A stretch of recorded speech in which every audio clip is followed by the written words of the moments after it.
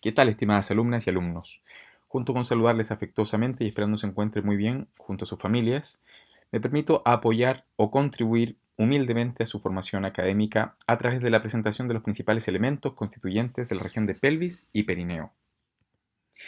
La pelvis es una estructura infundibuliforme, tal cual ustedes la ven allí, ¿verdad? Tiene forma de un embudo, amplia superiormente y mucho más estrecha inferiormente.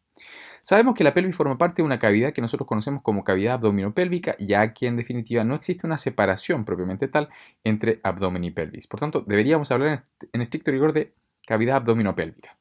De manera que para separar entonces el abdomen de la pelvis existe un plano imaginario, ya que ya vamos a conocer, que va desde la región promonto-suprapúbica, dando origen a lo que se conoce como el estrecho superior de la pelvis. Este plano imaginario, ya que se dispone aquí, está formado por determinados elementos que vale la pena considerar porque siempre son preguntables en la eventualidad de que alguna vez se pregunte.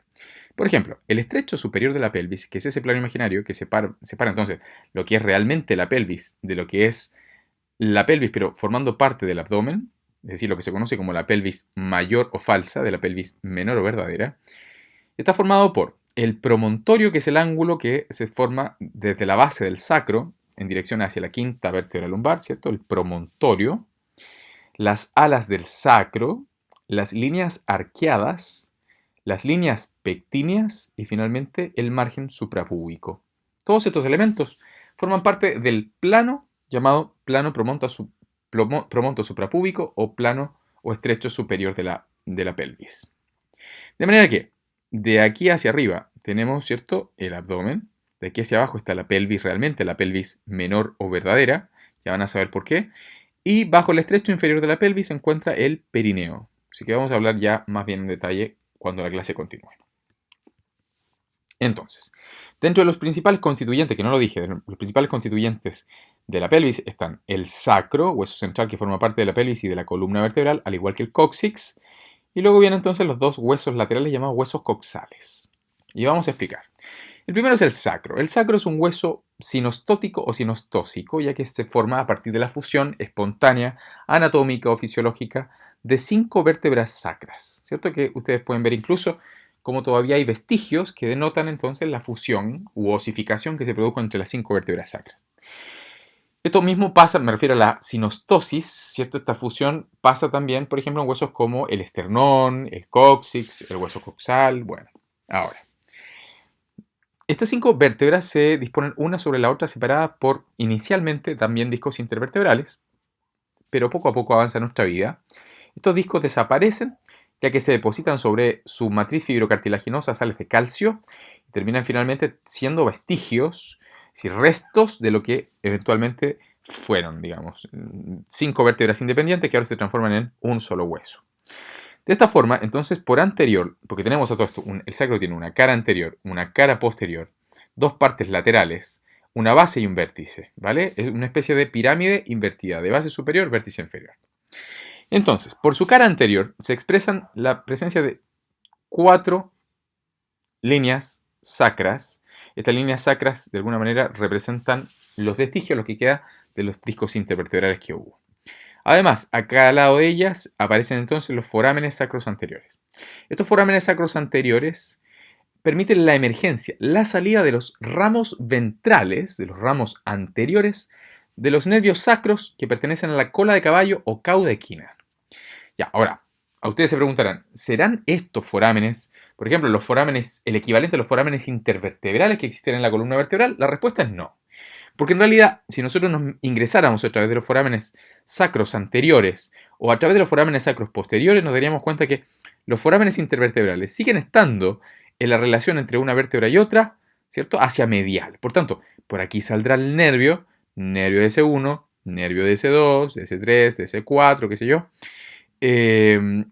Pero a partir del nervio que sale por el foramen intervertebral, saldrá hacia anterior el ramo ventral y a través del foramen sacro posterior saldrá el ramo dorsal de los nervios sacros de la cola de caballo o cauda equina. Para eso tienen que revisar entonces la conformación de la médula espinal hacia el extremo distal cuando a partir de L1 a L2 empieza entonces a dar origen a este conjunto de nervios que se van a distribuir a través del canal vertebral de las últimas vértebras así como también a través del canal sacro, que es este que se ve a continuación.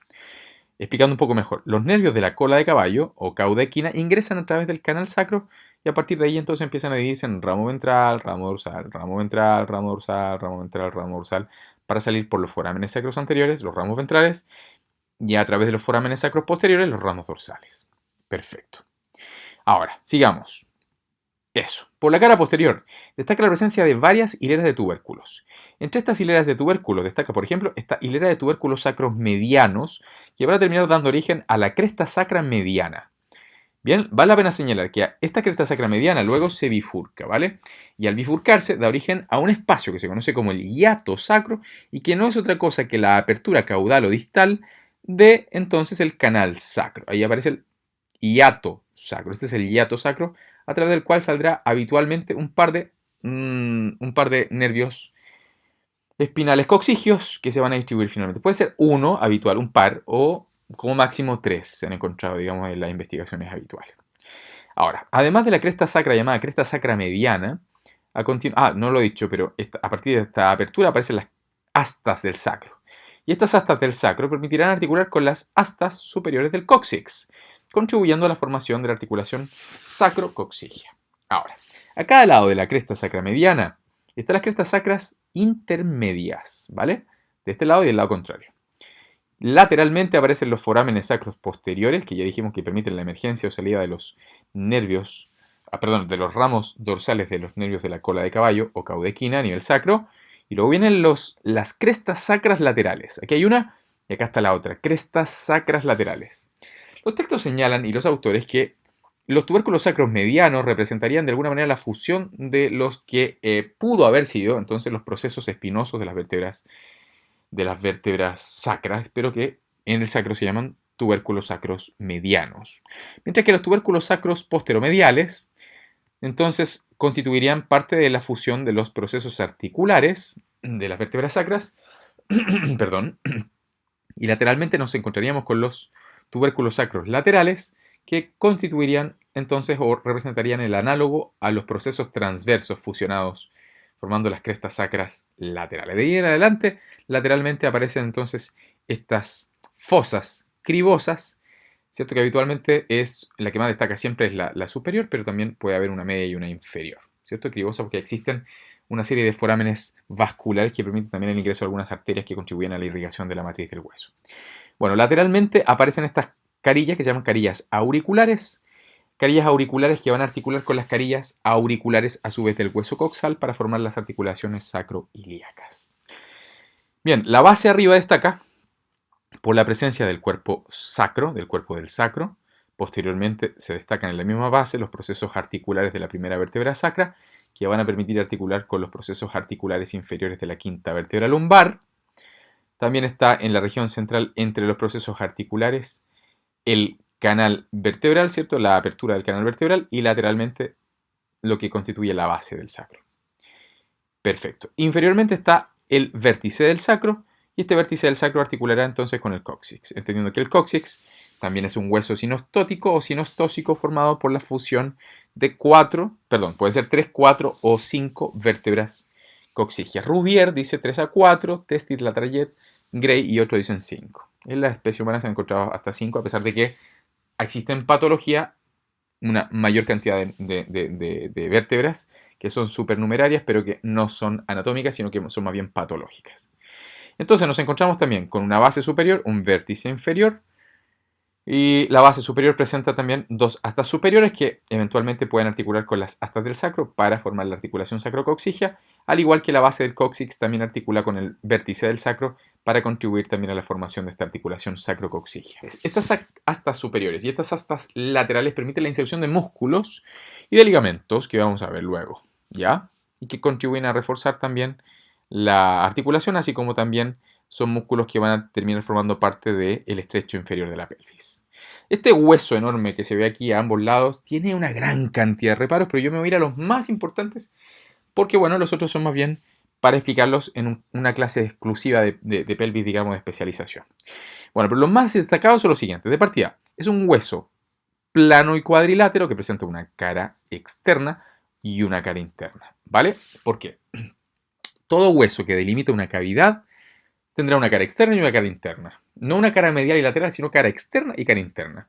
Por ejemplo, los huesos del cráneo, por ejemplo, las costillas que delimitan el tórax, por ejemplo, los huesos coxales que estoy presentando a continuación, etc. Bueno, entonces, el sacro igual, se puede decir una cara interna y una cara externa, siendo la anterior la cara interna y la posterior la cara externa.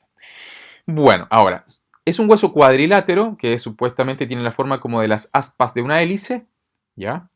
Y este hueso cuadrilátero, por tanto, tiene un margen superior, un margen anterior, un margen posterior y un margen inferior. El margen superior está formado por la cresta ilíaca. Esta cresta ilíaca tiene tres labios. Un labio externo, que permite entonces de alguna manera el origen del músculo oblicuo externo. Un labio medio, que permite el origen del músculo oblicuo interno. Y un labio interno, que permite el origen del músculo transverso del abdomen. De ahí en adelante, entonces, la cresta ilíaca termina anteriormente en una espina ilíaca, bueno, entendiendo que esta es la cara externa de un hueso coxal derecho y esta es la cara interna, ¿verdad? Ya. De ahí en adelante, la cresta ilíaca termina aquí en una espina que se llama espina ilíaca anterosuperior. Esta espina ilíaca anterosuperior permite el origen de músculos como el sartorio, parte del tensor de la fascia lata, bueno. A continuación viene la incisura innominada, porque no tiene nombre. Luego, la espina ilíaca anterosuperior. A continuación, la incisura del iliopsoas, la eminencia iliopúbica y finalmente una cresta que se llama cresta, bueno, en algunos textos le dicen la línea pectínea y otros le dicen simplemente el pecten del pubis y que termina finalmente en un vértice que se llama tubérculo púbico. ¿Ya? Por posterior destacan entonces en el margen posterior la espina ilíaca posterior superior, la incisura innominada, la espina ilíaca posterior inferior, la incisura isquiática mayor, importantísima porque por ahí salen a lo menos 4 nervios de gran importancia, que son el nervio glúteo superior, el nervio glúteo inferior, el nervio pudendo y el nervio isquiático. Luego, la espina isquiática. A continuación, viene entonces la tuberosidad isquiática. Y finalmente, entonces viene el margen inferior formado, por tanto, también por la rama isquiática, así como también por la rama inferior del pubis. Porque todo esto no he dicho absolutamente nada más allá de los márgenes, pero este hueso es un hueso sinostótico o sinostósico que se forma a partir de la fusión de 3 piezas. ¿Ya? La que está de color amarillo en la parte superior corresponde al ilion, la que está en la región anterior inferior corresponde al pubis, de color rojo o rosado, y la que está de un color celeste o azul corresponde al isquion, en la región posterior inferior. Superiormente ilion, anterior inferiormente pubis, posterior inferiormente el isquion. De esta manera, las 3 regiones se fusionan formando entonces su límite de relación a nivel del acetábulo que ya vamos a conocer. Entonces, ya tenemos los márgenes, conocemos los huesos constituyentes. Por la cara externa solamente voy a destacar que el ilion presenta aquí una cara glútea. Esa cara glútea presenta a su vez una línea glútea inferior, una línea glútea anterior y una línea glútea posterior, porque obviamente permite relacionarse con el origen de los músculos glúteos, mínimo, medio y máximo. Y también tengo que decir que la cara interna presenta una fosa ilíaca. Entonces, cara glútea acá, fosa ilíaca acá. Y a continuación, entonces, vienen los elementos que forman parte ya del pubis. El pubis tiene su cuerpo en el acetábulo, una rama superior, una rama inferior, mientras que el cuerpo del isquion está relacionado también con el acetábulo, pero de ahí en adelante forma su rama isquiática, que a continuación, ¿cierto? Esta rama isquiática va a delimitar junto con la rama inferior del pubis un foramen que se llama foramen, pues muy rápido, perfecto, me voy a detener un poquito. Forma entonces inferiormente aquí la rama isquiática la rama inferior del pubis. Bueno, los textos dicen la rama isquiopúbica, pero en conjunto van a contribuir a la delimitación de un foramen que se llama foramen obturador. ¿Ya? Foramen obturador que ya vamos a hablar la importancia. Ahora, alguien me preguntará, profesor, ¿cuál es la importancia, por ejemplo, de esta espina isquiática? Por ejemplo, en esta espina isquiática se inserta un ligamento llamado ligamento sacroespinoso. Perfecto, bien. La tuberosidad isquiática permite la inserción acá del ligamento sacrotuberoso. También permite el origen de los músculos isquiotibiales, que son el semimembranoso, el semitendinoso, el bíceps femoral. Se originan aquí los isquiotibiales. No olvidar, semimembranoso, semitendinoso, bíceps femoral. Isquio, porque se origina en la tuberosidad isquiática. Tibiales, porque van a terminar en alguna región de la tibia. Aquí vamos a ver luego. Bueno, eso es uno de los elementos más importantes. Ahora, también vale la pena que alguien me pueda haber preguntado, profesor, usted me dijo la función de la espina ilíaca anterosuperior. Pero ¿cuál es la función de la espina ilíaca anterior e inferior? Bueno, dentro de lo principal está aquí el origen entonces del músculo recto femoral. A continuación aparece acá en la región central de la cara externa el acetábulo, que es de alguna manera una estructura importante porque va a permitir la articulación con la cabeza del fémur, pero no es toda ella la que articula con la cabeza del fémur, veamos. Esta está formada por un margen acetabular, que es este. A continuación una cara que se llama cara semilunar, porque tiene forma de media luna. Luego viene la fosa ilíaca, donde aparece aquí la presencia del ligamento de la cabeza del fémur, ¿cierto? Y se distribuye por ahí también la arteria del ligamento de la cabeza del fémur. Y en la parte baja la incisura acetabular que contribuye junto con también eh, el tubérculo acetabular de la rama inferior del pubis, de la rama superior del pubis, perdón, la rama inferior del pubis y la rama isquiática contribuyen a la formación del foramen obturador. Este foramen obturador en vida se encuentra cubierto parcialmente por una membrana llamada membrana obturatriz que permite también el paso de una arteria que se llama arteria obturatriz, de venas obturatrices y del nervio obturador, que no hay que olvidar que es un ramo colateral, perdón, todo mal, que es un ramo terminal del plexo lumbar. Por la cara interna también tenemos varias cosas que decir, pero lo vamos a dejar hasta allí. Por ejemplo, existe una cara sacropélvica, bueno, no voy a entrar en detalles, pero créanme, hay mucho más que hablar sobre él. La pelvis femenina versus la pelvis masculina. La pelvis femenina, como podemos darnos cuenta, es una pelvis más bien bajita, un poco más ancha, a pesar de que no hay que olvidar que de acuerdo a Caldwell y Molloy, que son dos importantes radiólogos, ellos establecieron hace más de unos 60, casi 70 años, que existen más de 4 formas distintas típicas de pelvis, ¿ya? Platipeloide, antropoide, también está ginecoide y androide. Pero lo más destacado es que entonces la pelvis femenina es ligeramente más bajita, es también más ancha, me refiero al aumento del diámetro transversal respecto al diámetro anteroposterior, tiene un aumento del ángulo subpúbico en comparación entonces con la pelvis masculina, que todo esto no lo he dicho, pero la pelvis femenina tiende a ser más bien ovalada en su estrecho superior, la pelvis masculina, según la literatura, tiene forma como de un corazón en su estrecho superior. Ya, además de eso, tiende a ser más bien longilínea, más estrecha, el diámetro transversal o la distancia entre los acetábulos tiende a ser también menor, el ángulo subpúbico tiende a ser también menor. Y les hice un resumen. Hay más de 14 diferencias entre la pelvis femenina y masculina, pero yo les resumí aquí por lo menos en unos, ¿cuáles? Los 11 más importantes. Incluso podríamos dejarlo en 5 más importantes. Pero, ¿cuáles son?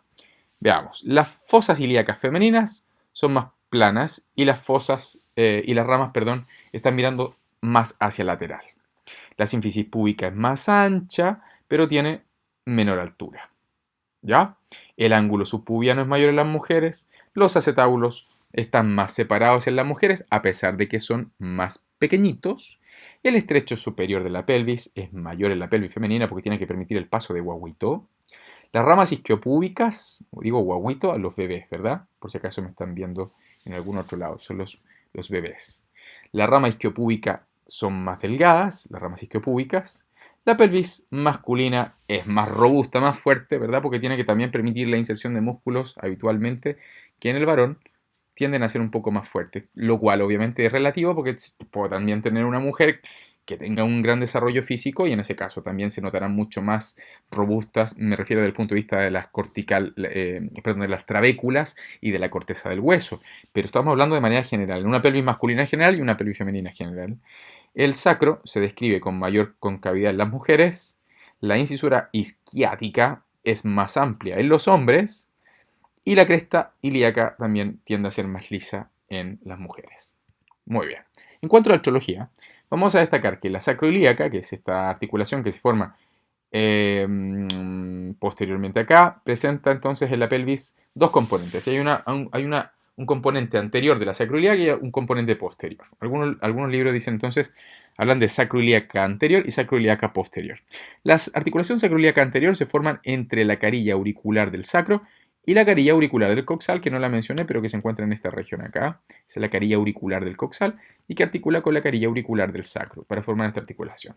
Bueno, esta es una articulación que genera deslizamientos, ¿vale? Por tanto, permite de alguna manera entonces que esta articulación se clasifica como sinovial plana. Mientras que la relación que se genera entre la cara posterior del sacro con la cara sacropélvica de la tuberosidad ilíaca del hueso coxal permite aquí entonces la comunicación mediante un ligamento sacroilíaco interóseo, reforzado luego por el sacroilíaco posterior. De manera que como hay un ligamento sacroiliaco interóseo y dos huesos que están comunicándose entre sí mediante este ligamento, entonces se forma una articulación sacroiliaca posterior que se clasifica como una sindesmosis, hueso con hueso, relacionándose mediante un ligamento, en este caso interóseo. Anteriormente la sínfisis púbica se encuentra comunicando las ramas del pubis, la rama superior y la rama inferior, con la rama superior e inferior del pubis del lado contrario. Entonces, rama superior y rama inferior del pubis de un lado con rama superior e inferior del pubis del lado contrario, y se genera mediante un fibrocartílago. De manera entonces que al relacionarse mediante un fibrocartílago, este se clasificará como una articulación cartilaginosa secundaria o sínfisis. Perfecto, entonces ahora si revisamos cuáles son los ligamentos que están de alguna manera reforzando la articulación sacroiliaca, nos encontramos con los siguientes. El ligamento sacroiliaco anterior, que es aquel caballero que ustedes ven aquí, este es el ligamento sacroiliaco anterior, que se origina desde la base del sacro, ¿cierto? Ala del sacro, desde el ala del sacro y parte de la cara anterior también, y que se inserta finalmente a nivel de la región posterior de la fosa ilíaca del hueso coxal, finalmente y parte de la línea arqueada se termina insertando ahí. Perfecto. Y está limitando, obviamente, la proyección anterior del hueso coxal respecto al sacro. Limita la proyección anterior del hueso coxal respecto al sacro. Luego viene el ligamento sacroilíaco, el ligamento sacroilíaco posterior. Este ligamento sacroilíaco posterior se descompone en dos fascículos. Un fascículo largo, que es aquel que ustedes ven aquí, que se origina desde las regiones que están acá comprendidas entre la espina ilíaca posterior-superior, la posterior-inferior y la incisura innominada, finalmente hasta el extremo inferior de la cresta intermedia del hueso sacro. El fascículo corto se descompone en 4 fascículos pequeños y cortos. Estos 4 fascículos se originan desde parte entonces de el margen posterior, ¿cierto? Desde donde también se origina el fascículo largo, pero que se termina insertando tanto en los tubérculos de la cresta sacra intermedia como de la cresta sacra lateral. Estos ligamentos, estos fascículos del ligamento sacro ilíaco posterior están limitando la proyección posterior del hueso coxal respecto al sacro. A continuación viene el ligamento sacrotuberoso y sacroespinoso. El ligamento sacrotuberoso es un ligamento que se origina aquí, como pueden ver, desde parte de la cara anterior del hueso sacro y se termina insertando acá en la tuberosidad isquiática, ¿cierto? Aquí se ve entonces cómo se inserta en la tuberosidad isquiática, aquí también se ve cómo se inserta en la tuberosidad isquiática. Mientras que el ligamento sacroespinoso lo hace a partir de más o menos el tercer a cuarto cara anterior del hueso sacro, ¿cierto? De los cuerpos de las vértebras sacras y termina insertándose en la espina isquiática, ¿cierto? Tercera, cuarto y parte del quinto cuerpo de la vértebra sacra, ¿cierto? Y termina insertándose en la espina isquiática, por eso es sacroespinoso y el otro es sacrotuberoso. Ahora, entre ambos ligamentos van a determinar estos forámenes que se llaman foramen isquiático mayor y el foramen isquiático menor. Pero antes de pasar a ellos, vamos a revisar el ligamento iliolumbar. Este ligamento iliolumbar está formado por dos fascículos, los cuales el más potente es aquel que se origina desde el proceso transverso del E5 y un poquito menos potente el que viene del E4. Entonces, ambos fascículos del ligamento iliolumbar tienen su origen tanto en el proceso transverso del E5 y el proceso transverso del E4 y termina insertándose en el margen posterior de la cresta ilíaca. Ahora, dijimos, entre el ligamento sacroespinoso y el ligamento sacrotuberoso se delimitan dos forámenes, el foramen isquiático mayor y el foramen isquiático menor. Y a través del foramen isquiático mayor, que también podemos ver acá, permite la salida de 4 importantes nervios. No son solo 4, pero los 4 son los más importantes. Como el nervio isquiático, antiguamente llamado ciático, nombre actual nervio isquiático, el nervio glúteo superior, el nervio glúteo inferior y el nervio pudendo, y van acompañados por las arterias respectivas que tienen más o menos el mismo nombre del nervio al cual acompañan. Entonces, nervio glúteo superior con arteria glútea superior, nervio glúteo inferior con arteria glútea inferior. Nervio isquiático no está acompañado por ninguna arteria, a pesar de que la arteria femoral profunda en su trayecto también, parte de él también es acompañado, lo hace acompañando al nervio isquiático, y está también el nervio pudendo acompañado de la arteria pudenda interna. Y este último, el nervio pudendo, sale por la incisura isquiática mayor, sale por el foramen isquiático mayor, reingresa por el foramen isquiático menor, acompañado de la arteria pudenda interna, ya para proyectarse luego hacia el triángulo urogenital, ¿cierto? Pasando por el canal del pudendo hacia el triángulo urogenital, contribuyendo con la inervación por parte del nervio pudendo y de la irrigación por parte de la arteria pudenda interna, tanto de los músculos de perineales profundo y superficial, así como también de los órganos genitales. Ahora, cuando hablamos de piso pélvico, aunque su nombre más elegante es diafragma pélvico, nos referimos entonces a este conjunto de músculos que forman entonces o que están formados por un gran músculo que se conoce como el músculo elevador del ano o levantador del ano, ¿ok? El elevador del ano, según la mayor parte de la literatura, a pesar de que también está la propuesta de cambiar su nombre por levantador del ano. Bueno, este elevador del ano ya está formado por tres fascículos. Existe entonces el músculo pubo rectal, el pubo coccigio, que es más lateral, y finalmente el iliococcigio. Estos tres fascículos forman el músculo elevador del ano. Sin embargo, también se encuentra lateralmente otro músculo que también forma parte del piso pélvico o diafragma pélvico, pero que no forma parte del elevador del ano y que se conoce como coccigio. El coccigio. De esta manera, el músculo puborectal, que es el más medial de todos los fascículos que pertenecen al músculo elevador del ano, entonces es un músculo que se origina aquí en la cara posterior, perdón, en la cara posterior de la rama inferior del pubis, rodea entonces el canal vaginal y el recto como una cincha, como un cinturón, y termina insertándose también en la cara posterior de la rama inferior del pubis del lado contrario. El que se ve por el margen lateral corresponde al pubo coccigio, que también tiene fibras mediales que se asemejan un poco a la forma de las fibras del pubo rectal y fibras laterales. Lateralmente también aparece el iliococcigio, que está aquí, ¿cierto? Y que se origina parte de este rafe tendinoso, que está aquí, que es el arco, ¿cierto? El arco del músculo obturador interno, ¿cierto? Y finalmente terminan la mayor parte de ellos insertándose tanto en la cara anterior como en los márgenes laterales del sacrocóccix. Lo mismo pasa con el músculo coccigio, que es un músculo que se origina en la espina isquiática y se inserta en la cara anterior de gran parte de los huesos del sacro, gran parte de las vértebras del sacro. Ya, aunque este músculo coccigio es un músculo que actúa, al igual que el iliococcigio, como una especie de diafragma que actúa como una especie de contenedor, ¿cierto?, de los órganos pélvicos. Perfecto. Ahora una cosa, ya a modo de solamente de acápite, ¿cierto? Delimitando entonces la distribución de la fibra del pubo rectal, se encuentra un espacio de debilidad formado por una serie de proyecciones de láminas de tejido conectivo que se conoce como el hiato urogenital. A través de este hiato urogenital pasan entonces tanto la uretra, el canal vaginal y también parte del recto, ¿cierto? En el hombre, estos músculos se encuentran mucho peor delimitados. Por ejemplo, nos encontramos con que el músculo puborectal se encuentra en esta región, ¿ven? Luego viene a continuación las fibras del pubococcigio, que tienen también fibras mediales y fibras laterales.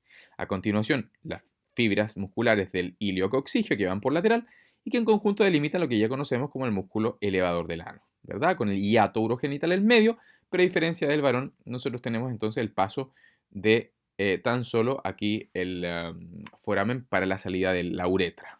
Por detrás tenemos también la salida del recto, pero no tenemos en el medio, como han de imaginar, la apertura para la salida entonces del canal vaginal. Y alguien se preguntará, ¿y qué pasa entonces con esa área de debilidad que está delimitada aquí por el ligamento inferior del pubis? Bueno, entonces por aquí sale la vena dorsal del pene, en el caso del varón, y en el caso de la mujer por allí sale la vena dorsal del clítoris. ¿Estamos? Bueno, otra de las preguntas que también me podrían hacer mis alumnas o alumnos es, profesor, ¿y qué pasa con, porque ya vimos elevador del ano, luego viene el músculo coccigio, pero por detrás, ¿qué pasa con este músculo? ¿Que este músculo también forma parte del piso pélvico? No. Este músculo se llama piriforme y forma parte de la pared posterior de la pelvis. Al formar parte de la pared posterior de la pelvis, sale de la pelvis, ¿cierto? Y va a actuar entonces como un músculo rotador lateral de cadera, por tanto no tiene una función directa sobre la contención de los órganos pélvicos ni sobre la actividad fecal, sino que más bien tiene una acción sobre la cadera porque es un músculo del miembro inferior. Entonces, en cuanto a las paredes de la pelvis, nos encontramos con que por la pared anterior aparece la sínfisis púbica formada por las ramas del pubis que se comunican entre sí las de un lado con las del lado contrario a través de un fibrocartílago. En la pared lateral aparece este caballero que se llama obturador interno, que se origina en parte en los márgenes y en la cara posterior del foramen obturador y luego se proyecta para salir a través de la incisura isquiática menor y terminar insertándose en la fosa intertrocanteria. Es un músculo rotador lateral de cadera. Y también nos encontramos en la pared posterior tanto al sacro, pared posterior, el sacro y el piriforme, músculo que se origina en la cara anterior de las vértebras S2, S3 y S4, sale por la incisura isquiática mayor, delimitando un foramen suprapiriforme y un foramen infrapiriforme, y se inserta también en la fosa intertrocanteria en una pequeña fóvea que se llama fóvea piriforme. Perdón, fóvea digital, no hay que ver fóvea piriforme, fóvea digital. Se llama digital porque tiene forma como la de un pequeño dedito que calza justo ahí, a nivel de la cara posterior de la epífisis proximal del fémur y que es un músculo rotador lateral de cadera también. Ahora, en cuanto a la división, nos encontramos con la división de la pelvis en una pelvis mayor, pintada aquí de color verde, y una pelvis menor. La división de esto se debe a lo que nosotros ya conocemos como este plano imaginario conocido como el estrecho superior de la pelvis, formado por el promontorio, las alas, margen anterior de las alas del sacro, por la línea arqueada, por la línea pectínea y por el margen suprapúbico. ¿Verdad? De aquí hacia arriba está formando parte entonces de la mayor área de la base del sacro, de las alas del sacro y de la fosa ilíaca, la pelvis mayor. Esta pelvis mayor se llama pelvis mayor o falsa, según la literatura, porque no contiene órganos pélvicos, sino que contiene más bien órganos abdominales, entre los cuales destacan el ciego, parte del colon ascendente, el intestino delgado, ¿cierto? Yeyuno e ilion principalmente, colon descendente y parte del colon sigmoides. Mientras que la que se encuentra bajo el plano imaginario llamado estrecho superior de la pelvis se conoce entonces como la pelvis menor o verdadera. Esta pelvis menor o verdadera, que está formada o delimitada en sus paredes por la cara anterior del sacro, por la espina isquiática y por la pared o cara posterior de las ramas del pubis, entonces se llama pelvis mayor o verdadera porque contiene realmente los órganos pélvicos, es decir, la vejiga, la próstata en el caso del varón, la uretra, en el caso de, bueno, el recto, ¿cierto? Parte del colon sigmoides y el recto en ambos sexos, y la vejiga. Y en la mujer se encuentra aquí entonces la presencia de el útero, las tubas uterinas, los ovarios, el canal vaginal, en fin. Bueno, incluso parte de los uréteres en ambos sexos. Vamos ahora a revisar a la arteria ilíaca interna, que es la arteria encargada de la irrigación de la pelvis. Esta arteria ilíaca interna, que es la arteria más importante de toda la pelvis, y es como la arteria madre de alguna manera de este compartimento, esta región anatómica, lo mismo y pertinentemente hace la aorta abdominal en el abdomen. Bueno, esta es la arteria más importante de la región pélvica. Ella emite ramas colaterales parietales y viscerales. Las parietales son aquellas que se distribuyen sobre las paredes musculares de la pelvis, entre las cuales destaca la arteria glútea superior, aquí, la arteria glútea inferior, acá abajo, la arteria iliolumbar, es la señorita que se ve aquí, en la otra imagen, iliolumbar. A continuación, la arteria obturatriz, que es aquella. Y finalmente, la arteria pudenda interna, que es la que ustedes están viendo aquí, como se arquea. Perfecto. Vamos a destacarlas a cada una de ellas. La arteria glútea superior, que es esta señorita que yo voy a amplificar a continuación. No, esa no, justamente esa no. Esta señorita que está acá, sale por el foramen isquiático mayor a nivel del espacio suprapiriforme porque lo hace sobre el piriforme. Se encarga de la irrigación del glúteo medio y del glúteo mínimo. A continuación viene la arteria glútea inferior. Arteria glútea inferior que sale por el foramen isquiático mayor a nivel del espacio infrapiriforme, es decir, el espacio comprendido entre el piriforme y el músculo coxígeo. De esta forma, se encargará de la irrigación principalmente del glúteo máximo, a pesar de que tiene también anastomosis con la arteria, por ejemplo, circunfleja ilíaca profunda. A continuación viene la arteria iliolumbar. Ahora, la arteria iliolumbar, que es esta señorita que se ve acá, es también una rama colateral parietal que se origina desde el tronco posterior. Porque todo esto no lo he dicho, pero la arteria ilíaca interna emite un tronco posterior y un tronco anterior. Desde el tronco posterior salen arterias como la arteria glútea superior, las arterias sacras laterales, la arteria iliolumbar. Esta arteria iliolumbar tiene un recorrido posterior y ascendente, va a contribuir a la irrigación del músculo ilíaco y va a tener anastomosis con la arteria ilíaca circunfleja profunda. Ahora, ¿qué otras arterias tenemos? Tenemos, por ejemplo, la arteria obturatriz. Esta arteria obturatriz tiene un recorrido anterior y medial y viene del tronco anterior. Ven ahí el tronco posterior, acá el tronco anterior. Nace del tronco anterior de la arteria ilíaca interna, se dirige anterior y medialmente, emite un ramo interno que contribuye a la irrigación del obturador interno, que es este musculito que se ve aquí. Luego emite un ramo externo, una rama externa. Esta rama externa se divide en una rama púbica que contribuye a la irrigación de los órganos de esta región, así como también una rama femoral que va a dirigirse en dirección al acetábulo para dar origen a la arteria de la cabeza del fémur, que contribuye entonces a su irrigación. Ahora, la arteria pudenda interna es una arteria que nace entonces desde el tronco anterior a aquí. A partir de ella entonces sale por la incisura isquiática mayor, reingresa por la incisura isquiática menor y luego se divide en una rama rectal y una rama perineal. Esta rama perineal luego se divide en una rama perineal profunda y superficial. Ya, pero en general se encarga de la irrigación del recto, de los músculos perineales profundos y superficiales y también de los órganos sexuales. Ahora vamos con las ramas viscerales. Entre las ramas viscerales destaca primero la arteria umbilical. Esta arteria umbilical es aquella señorita que ustedes ven a continuación, que se origina desde la cara anterior del tronco anterior de la arteria ilíaca interna, tiene un recorrido anterior y medial, llega hasta la cara superior de la vejiga y a nivel de esa región, entonces da origen a la arteria vesical superior que irriga entonces la pared superior de la vejiga. De ahí en adelante esta arteria se oblitera, es decir, se ocluye y se transforma en un ligamento que va a dar origen al ligamento umbilical medial. Ya esto obviamente ocurre luego de que se corta el cordón umbilical.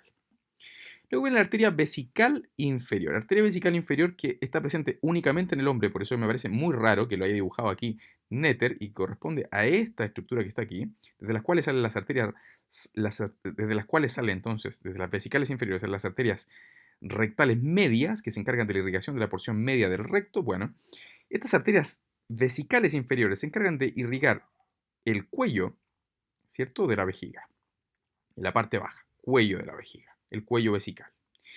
Pero esta en la mujer es sustituida por la arteria vaginal que la podemos ver acá, ¿ok? Entonces la que es vesical inferior en el varón y que a todo esto no tan solo irriga el cuello de la vejiga, sino que también contribuye con la irrigación entonces de la próstata y también da origen a la arteria del conducto deferente. En la mujer corresponde la arteria vaginal que se proyecta hasta la porción media de la vagina y se encarga de la irrigación de la porción media del canal vaginal.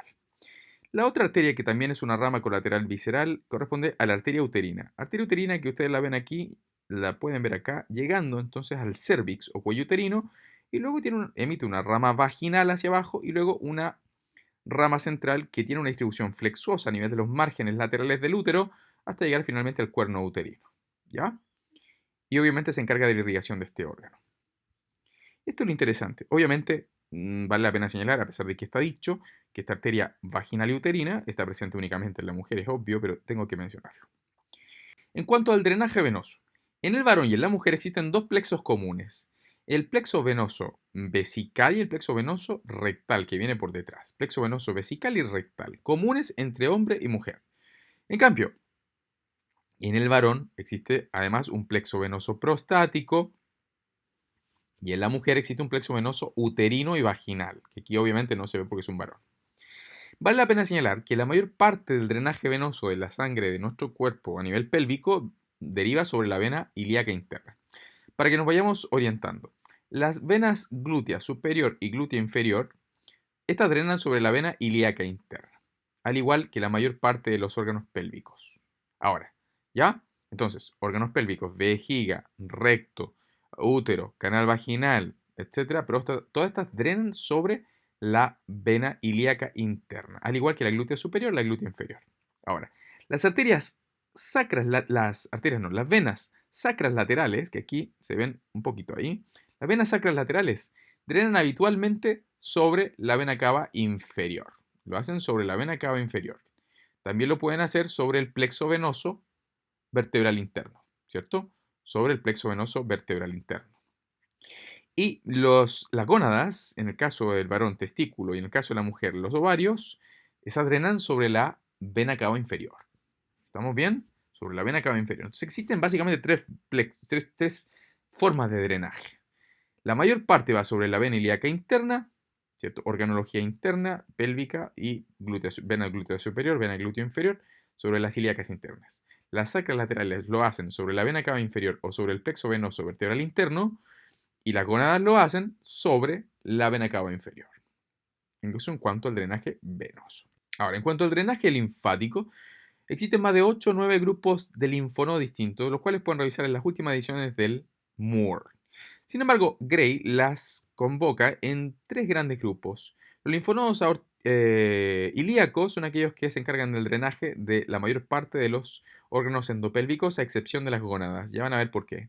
Es decir, vejiga, recto, uretra, próstata, etc., útero, tubas uterinas, son drenados por los linfonodos ilíacos.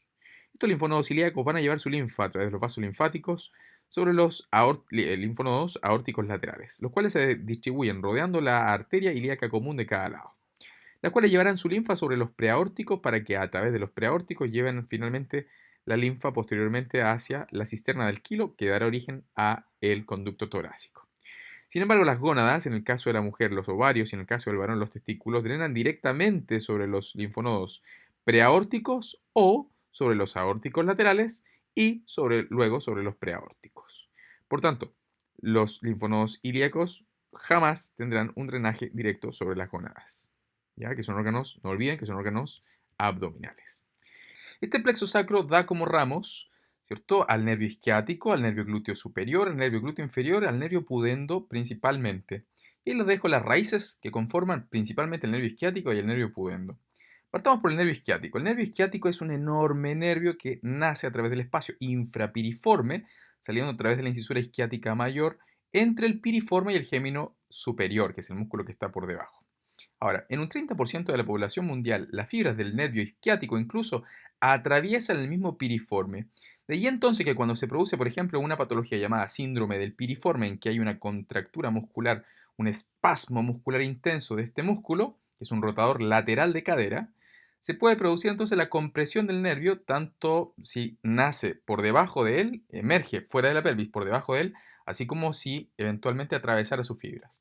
También se sabe que el nervio isquiático emerge en los sudamericanos dividido en una rama medial, en un ramo medial y un ramo lateral. O sea, ya viene dividido de la endopelvis a la exopelvis, que es lo que haría en el nervio isquiático ya europeo o norteamericano, si es que lo hiciera entonces descendiendo como un único cuerpo neurológico que llega finalmente hasta el vértice superior del rombo o de la fosa poplitea.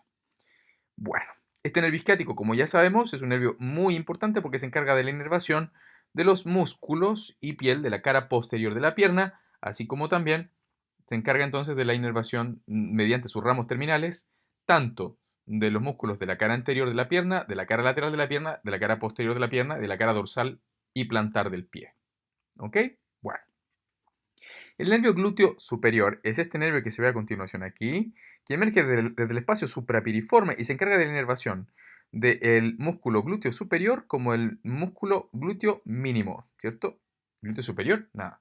Glúteo medio y el glúteo mínimo. Entonces, nervio glúteo superior inerva el glúteo medio y el glúteo mínimo. Mientras que el nervio glúteo inferior emerge acá, este es el nervio glúteo inferior aquí, nace bajo el piriforme, acompañando al nervio isquiático y se encarga de la inervación principal del músculo glúteo máximo. A continuación viene el nervio pudendo, que sale por el foramen isquiático mayor y reingresa a través del foramen isquiático menor, pasando a través del canal del pudendo, dirigiéndose hacia el triángulo urogenital, emitiendo un ramo rectal y un ramo perineal que se van a encargar entonces luego de inervar tanto de los músculos perineales profundos y perineales superficiales, así como también parte de la piel genital de esa región. ¿Estamos? Fíjense otra imagen de la cara endopélvica, donde ustedes pueden ver entonces la salida a continuación, además del plexo sacro, ¿cierto? La formación del nervio isquiático. Y no lo he dicho, pero se lo voy a mencionar. Este nervio isquiático está formado a partir de la unión de este tronco que se llama tronco lumbosacro, ¿cierto? Que viene del E4 y del E5, tronco lumbosacro, más los ramos ventrales de las raíces de S1 a S3 o de S1 a S5 según corresponda, porque no somos iguales. Y entre los distintos ramos ventrales que están conformando el nervio isquiático, emerge, por ejemplo, la arteria glútea superior para la irrigación, a su vez, del glúteo medio y del glúteo mínimo, la arteria glútea inferior para la irrigación del glúteo máximo y también la arteria pudenda interna que junto con el nervio pudendo entonces tienen el mismo recorrido y se encargan de la irrigación de las mismas regiones donde va el nervio. Y que ustedes se preguntarán, ¿quién es ella? Bueno, es la arteria obturatriz que sale por el foramen obturador a través de los espacios que deja la membrana obturatriz y luego se encarga de contribuir entonces con la irrigación de los músculos del compartimento entonces medial del músculo. Ahora, si salimos de esa región y nos vamos al perineo, vamos a entender que el perineo es todo este compartimento que tiene forma de un rombo, como ya lo voy a mostrar, dispuesto inmediatamente bajo um, los músculos del diafragma o piso pélvico. Este compartimento que se encuentra acá es para la disposición especialmente de los órganos genitales externos, tanto del hombre como de la mujer, es decir, clítoris, la vulva, qué sé yo, etcétera, más la región anal. Entonces, repito, el perineo es este compartimento que tiene forma de un rombo que se dispone inmediatamente por debajo de la distribución del diafragma pélvico o piso pélvico, ¿cierto? Elevador del ano y también el músculo coxigio, y que permite entonces la disposición de los órganos genitales externos. De esta manera, entonces, este perineo superficial está dividido básicamente en dos triángulos. Un triángulo anterior que se llama triángulo urogenital y un triángulo posterior que se llama triángulo anal. Para dividir estos triángulos imaginariamente, entonces se ha trazado una línea divisoria que va entre una tuberosidad isquiática y otra para formar la base de ambos triángulos, y para el vértice del triángulo urogenital, la cara inferior de la sínfisis púbica. Mientras que para el vértice posterior, que tiene el triángulo anal, nos encontramos con el vértice del cóccix. Si revisamos el perineo posterior, en esta imagen, el plano coronal vista anterior, vamos a dar cuenta que vamos a observar en la región central parte de la región rectal, ¿cierto? De la ampolla rectal, de ahí en adelante viene el canal anal, y podemos ver, recordando la clase que se ve cuando vemos, ¿cierto? Finalmente la última porción del tubo digestivo, entonces vemos el esfínter anal interno, parte del músculo corrugador del ano, vemos también las distintas porciones del esfínter anal externo, entre las cuales destacan la porción subcutánea, la porción superficial y la porción profunda. Y no se olviden que esta porción profunda se confunde también con parte de las fibras del elevador del ano a este nivel. Lateralmente, para que se oriente, nos encontramos con el músculo obturador interno y finalmente nos encontramos con el panículo adiposo subcutáneo.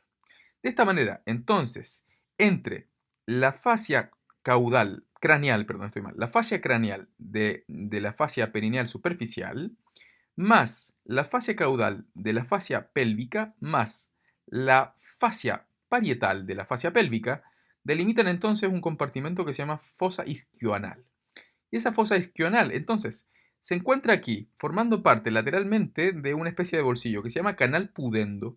Canal pudendo que presenta aquí a ramos que provienen entonces del nervio pudendo, así como la arteria pudenda interna y la vena pudenda interna.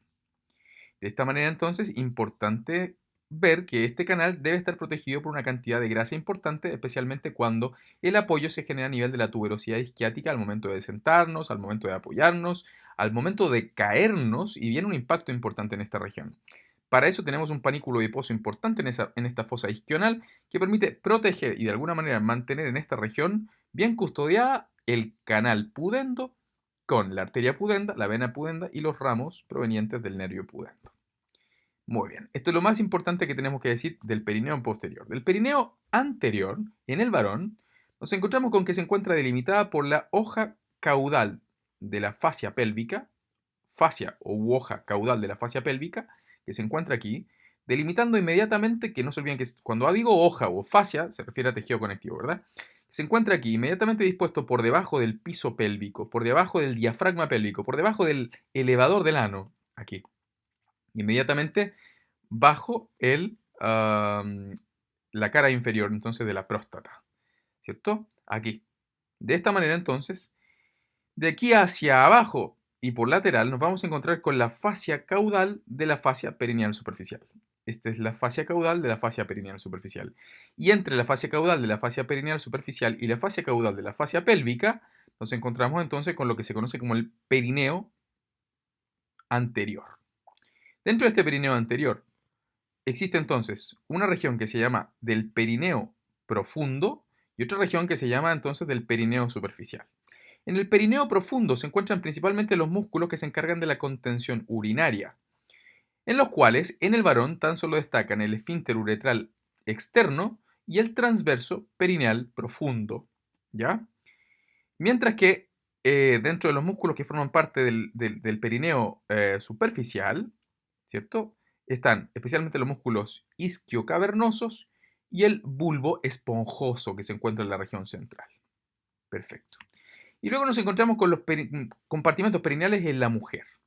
En la mujer es un poquito más complejo que en el varón, pero vamos a ver la siguiente. De partida, cada una de las distintos compartimentos que voy a mencionar presenta una hoja craneal y una hoja caudal. De manera que esta es la hoja craneal y la hoja caudal de la fascia pélvica. Hoja craneal y hoja caudal de la fascia perineal profunda. Y esta es la hoja craneal y la hoja caudal de la fascia perineal superficial. Entonces, entre la hoja craneal y la hoja caudal de la fascia pélvica se encuentra aquí el músculo elevador del ano. Entre la hoja craneal y la hoja caudal de la fascia perineal superficial se encuentran los músculos perineales superficiales o del diafragma urogenital. Y entre la hoja craneal y la hoja caudal de la fascia perineal superficial se encuentran los músculos perineales superficiales. Ahora, solo para que tengan una idea, los músculos del diafragma pélvico, ¿cierto?, se encargan preferentemente de la contención fecal y de la contención visceral. Los músculos del diafragma urogenital o músculos perineales profundos se encargan de la contención urinaria, ¿ok? Y los músculos, entonces, encargados aquí que se ubican en la región perineal superficial, están encargados principalmente de las funciones sexuales, ¿ok? Bueno, si tienen duda, no se olviden en escribirme o eventualmente en hacerme las preguntas si es que estamos viéndonos en la clase. Ahora, existe una región a nivel del estrecho inferior de la pelvis donde existe la convergencia de muchas fibras de muchos músculos. No tan solo de fibras musculares, sino que también de fascias que se reúnen en esta región, generando un área de condensación tanto de fibras musculares como de fascia, de tejido conectivo denso. De esta manera, esta región que está aquí con el punto rojo se conoce como el núcleo tendinoso central del periné o cuerpo perineal. Por ejemplo, el músculo bulbo cavernoso o bulbo esponjoso, dependiendo del texto, el músculo isquio cavernoso, el músculo transverso perineal profundo, el transverso perineal superficial e incluso parte del músculo puborectal, reúne sus fibras junto con las distintas fascias en este punto, generando una región de máxima tensión y de máxima resistencia frente a la contención, ¿ok? De máxima resistencia frente a la carga. De esta manera, entonces, hay que tener mucho cuidado cuando se realizan las episiotomías, porque inicialmente las episiotomías, que son estos cortes que se realizan con tijeras quirúrgicas durante los partos, especialmente las mujeres primíparas, que son aquellas mujeres que generan el primer parto de su vida, inicialmente se realizaba una episiotomía de la línea mediana, ¿verdad? Mediana. Y con las consecuencias que esto podía tener, porque rompían el cuerpo perineal o tendinoso central del perineo, generando entonces incluso desgarros que podían comunicarse entonces comunicando la región vaginal con la región anal y con las consecuentes infecciones que pudieran generarse de la migración de colonias bacterianas de aquí a allá. Mientras que cuando la episiotomía se realiza lateralmente, ligeramente en diagonal, que se llama episiotomía mediano-lateral, no se lesiona el núcleo tendinoso central del periné y de esa manera permite entonces realizar la salida de guaguito, la salida entonces del bebé, sin que se genere aquí entonces la lesión del principal centro de contención del perineo inferior. O sea, me refiero de, los, de la región inferior del perineo. Ya. Ahora, si nosotros sacamos la piel, nos vamos a encontrar con una serie de fascias, especialmente la fascia caudal de la fascia perineal superficial. Cuando observamos los músculos de la región perineal superficial, que mencionamos que eran estos músculos que se encargaban específicamente de la función sexual, aparecen entonces ¿cuáles? En la mujer aparece el isquio cavernoso, ahí, ¿cierto? Que va desde la tuberosidad isquiática hasta la región infrapúbica, ¿cierto? De la sínfisis. Está el músculo bulbo esponjoso según la literatura, a pesar de que yo no concuerdo con ese nombre. Bueno, bulbo esponjoso que se encuentra rodeando aquí el vestíbulo vaginal. Y luego también está el músculo transverso perineal profundo. En el caso del varón, encontramos en el isquio cavernoso, ¿cierto? El músculo bulbo esponjoso y está el transverso perineal profundo, superficial, transverso perineal superficial. En el caso de los músculos del perineo profundo destacan, que son los que se encargan de la contención urinaria, destacan el esfínter uretral externo, el músculo compresor uretral, aquí, está el músculo que se llama esfínter uretrovaginal o músculo uretrovaginal. Y finalmente se encuentra el músculo transverso perineal profundo. El varón, tan solo tenemos, en el caso de nosotros, tan solo tenemos dos. El esfínter uretral externo y el transverso perineal profundo. Son los músculos que componen entonces nuestro perineo profundo. La pregunta que se podrá hacer es, profesor, ¿y por qué tenemos nosotros los varones menos cantidad de fibras musculares para la contención urinaria? Y esto se debe a la presencia de la próstata que es un potente órgano que no tan solo regula el flujo miccional, ¿cierto? El flujo de orina que eliminamos o que evacuamos, sino que también aporta entonces la formación del líquido seminal. En cuanto a la vejiga, es un receptáculo de orina que tiene básicamente 4 porciones. La capacidad varía entre 250 a 300 centímetros cúbicos, a pesar de que el deseo de micción se despierta entre los 300 y 350 centímetros cúbicos. Presenta un fondo posterior, un vértice anterior, un cuello inferior y el cuerpo, que es la estructura central. Entonces, el fondo posterior, el vértice anterior, el cuerpo, que es la región central, y abajo el cuello vesical. Y en esta región posterior, donde se encuentra aquí el fondo, nos vamos a encontrar con un engrosamiento del epitelio aquí, del epitelio de revestimiento. Y van a formar un verdadero triángulo que se va a formar entre, entonces, el ostium, que es el orificio de llegada del uréter de cada lado. Entonces tengo aquí el orificio ureteral, ostium, nombre actual, ostium ureteral de un lado, el ostium ureteral del lado contrario, y el ostium uretral, que es el tercero. De manera que entre los tres ostium, que son los tres orificios, se forma entonces el trígono vesical. ¿Ya? Trígono vesical que lo podemos ver aquí. Entonces, el ostium ureteral de un lado, ureteral del lado contrario, y el ostium uretral a nivel del cuello de la vejiga. Y entonces se forma ahí el trígono vesical. ¿Perfecto? Perfecto. Entonces, receptáculo de orina y también se evacúa obviamente durante el proceso miccional. Bueno, en cuanto a la uretra, nos encontramos con que la uretra masculina respecto a la uretra femenina tiene importantes diferencias. De partida, la uretra masculina mide 16, 18 y hasta 20 centímetros dependiendo del autor.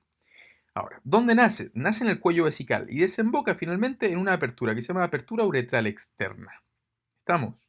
En el caso del varón tiene 4 porciones. La primera porción se llama uretra preprostática porque se ubica a nivel del cuello vesical o cuello de la vejiga antes de llegar a la próstata. Luego viene la uretra prostática, que es aquella que recorre el interior de este órgano y que permite entonces también aquí la desembocadura de todos los ductos, ¿cierto? Que provienen entonces de la propia próstata, así como también de la vesícula seminal, trayendo aquí la formación del semen. Luego viene la uretra membranosa, que es aquella que atraviesa los músculos del diafragma pélvico o piso pélvico. Finalmente, tengo la uretra esponjosa entonces que presenta aquí la desembocadura entonces de los ductos excretores de las glándulas bulbouretrales y que durante el proceso excitatorio entonces permiten la producción entonces del mucus que va a lubricar la uretra esponjosa favoreciendo la expulsión de la mayor parte de los espermatozoides durante el proceso de eyaculación. ¿Ya? No se olviden que en el caso del varón es una uretra que tiene las dos funciones, excretor de la orina y también de los líquidos seminales. La uretra femenina entonces presenta un tamaño mucho más cortito, alrededor de 4 centímetros, de los cuales alrededor de 1 a 1,5 2 a 2,5 centímetros corresponde a la porción endopélvica y 1 a 1,5 centímetros corresponde a la porción extrapélvica. ¿Ya? La separación obviamente de ambas porciones viene aquí a nivel de la distribución de los músculos del piso pélvico o diafragma pélvico. Se extiende desde el cuello de la vejiga o cuello vesical hasta finalmente la apertura uretral externa que se sitúa inmediatamente por delante del introito vaginal a nivel del vestíbulo vaginal y permite obviamente, como ya sabemos, únicamente la evacuación o excreción de la orina. Preguntas al cierre. ¿Cuál de los siguientes músculos forma parte del perineo superficial? Vamos a ver, tenemos esfínter uretral externo, bulbo esponjoso, compresor uretral, es el bulbo esponjoso, no lo olviden, el bulbo esponjoso. Pregunta 2. ¿Cómo se clasifica la articulación sacroiliaca posterior? Como una fibrosa sin desmosis, no lo olviden. La anterior es sinovial plana, la posterior es sin desmosis. Finalmente la última pregunta, ¿cuál de las siguientes arterias corresponde a una rama visceral de la arteria ilíaca interna? Bueno, ese es parietal, el lumbar también es parietal, la obturatriz también es parietal, la respuesta correcta es la umbilical. ¿Ok? Perfecto. Muy bien. Me despido enviándoles un fuerte abrazo. Cuídense mucho, estudien bien, cualquier pregunta que tengan, me escriben. Cuídense. Nos vemos. Que les vaya muy bien.